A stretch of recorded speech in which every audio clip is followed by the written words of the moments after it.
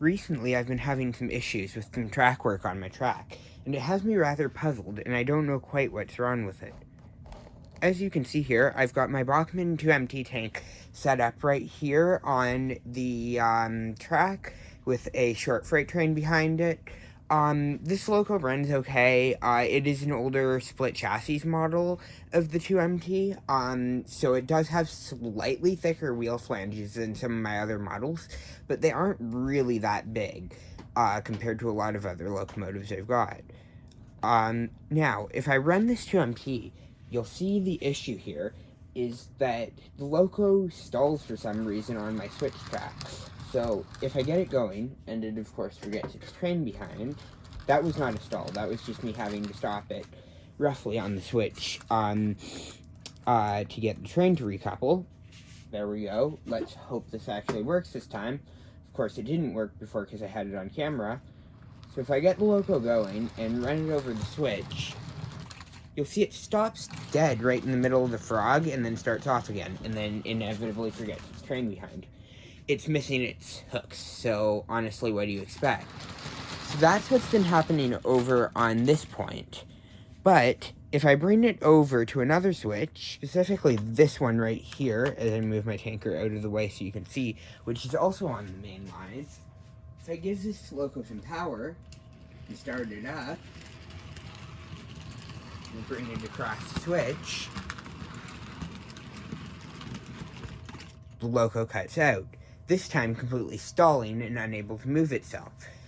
And I have to bring my hand of God in and give it a little shove over the frog, which usually causes a short first. And now it's running away again without its train. So I'm unsure exactly what the issue is with this 2MT. If I bring it over here, you'll see it's not, it's a dated model in terms of detail, and the chassis is far from great.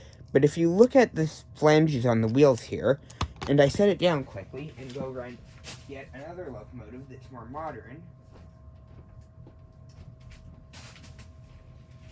This is my Bachmann J72. If I compare the sizes of flanges on the driver, you'll see they really aren't that different in size. I'd say the IVAT maybe has slightly thicker flanges, but this J72 has no problems whatsoever getting over points. So I'm not quite sure what the cause of this is, and I do have some other locomotives that also have issues on the points. My switch tracks are made by Atlas instead of more common ones like Pico and Hornby and Bachmann, which has led me to wonder if perhaps Atlas switch tracks are not the best quality in the world. So as you can see, the next loco I have set up here on the track is this Bachmann Western Maryland Russian decapod. Now this is one of Bachmann's USA locomotives. It is not sold in the UK. It's an HO model, meaning it's slightly smaller than the British 00 models that I've been showing so far. But HO and 00 locomotives run on the same track. Now, as you'll see, if I start this loco up,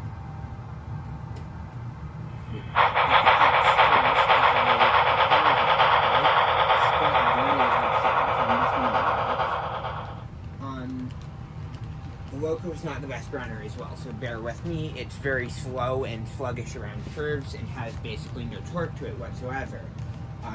But what else do you expect from Bachmann USA? They don't exactly make the highest quality stuff in the world.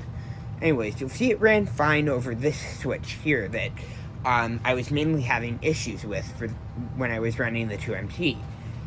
However, if I rotate my camera slightly, sorry for the shaky cam, and I'm just going to pick it up and move it actually, and bring it over to this switch here, and move these wagons out of the way quickly,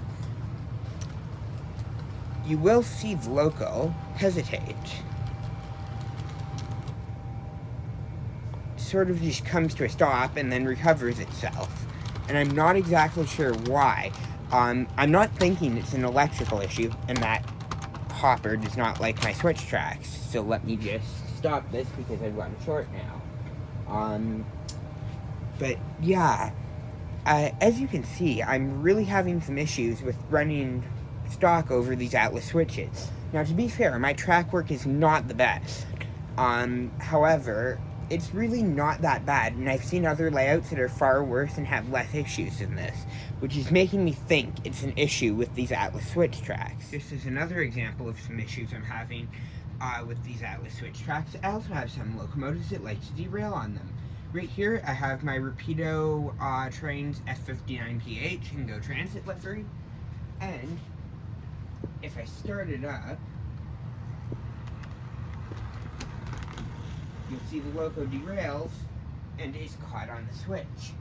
And if I move my camera in closer, you'll see that the one bogey went the wrong way on the switch, even though the switch was set the correct direction, which makes me think that something must be out of alignment on this switch as well. And it's not just this locomotive that derails on them. As one last example of stuff derailing on the switch, I've got some coaches this time that I'm pulling with my Hornby A4. Now the A4 itself runs absolutely fine over the switch. It's just these coaches that don't. Now I've got it going at a fair good speed. It's an A4, and I should be able to run it quickly. And it's cut out. Until, well, so I shut this off. Don't know how well it showed up on camera. I think it may have only just shown up, but this coach derailed over the switch here, right at the back, and now it's laying across the two lines. So as you can see, I'm definitely having some issues with coaches on this track, and I tried doing about 3 takes of this to get the derailment. First time I filmed, the coaches didn't derail. Second time, every single one came off. Third time I tried before filming, I had one of them derail, and this time I had the back one derail. So as you can see, there's definitely some issues with coaches derailing over this piece of track. Now, as you can see here, I don't always have issues. As you can see, I have my Bachmann Webb coal tank running around at the moment. And it and its short goods train haven't really been having issues running over this bit of track work. The pony on the locomotive is off right now, but that wasn't happening literally every time I tried to do this. Of course, put a camera in front of anything and it starts acting up. Surprise, surprise. Now, I do have a lot of issues with locos on this track. As you can see, there was the S59PH derailed on the switch, and those coaches derailed on the switch. I've caught the Decapod and 2MT cutting out. I've also caught the 08 cutting out. I've caught the Jones Goods, the Hornby Merchant Navy. Jones Goods is a Rapido loco, by the way. I'm not having these problems today. As soon as I set up a camera in front of this, of course everything goes wrong. It did like 3 laps for me perfectly fine without the camera in front of it. And now, for some reason, it's through the switch and everything's running there. But anyways, that kind of shows my point. This switch is an absolute nightmare. And this one over here, well, it doesn't cause derailments, isn't much better in terms of stalling. I'm having way too many issues with loco stalling and derailing and cutting out on these switches. For instance, this one right here in the yard, my Jones Goods derails on 100% of the time, and it is laid perfectly flat. The Jones Goods doesn't really have issues on the other points. Sometimes it derails on this silly one over here that I seem to be having a ton of issues with, but for the most part it's good.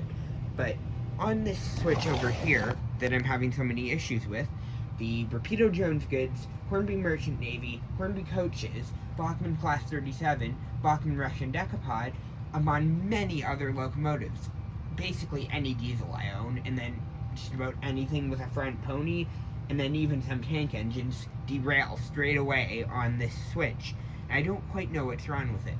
So I'm going to pose a question to you guys to answer for me in the comments. Have any of you had issues with Atlas switch tracks, or have any of you used them in the past?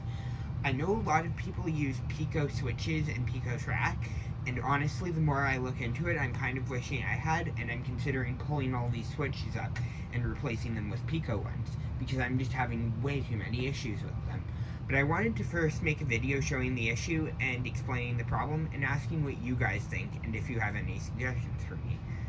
So, on that bombshell, that's going to be about it for today's video. Thank you for watching and listening to me, and if any of you have any suggestions to help me solve this problem, I'd greatly appreciate it. Thank you.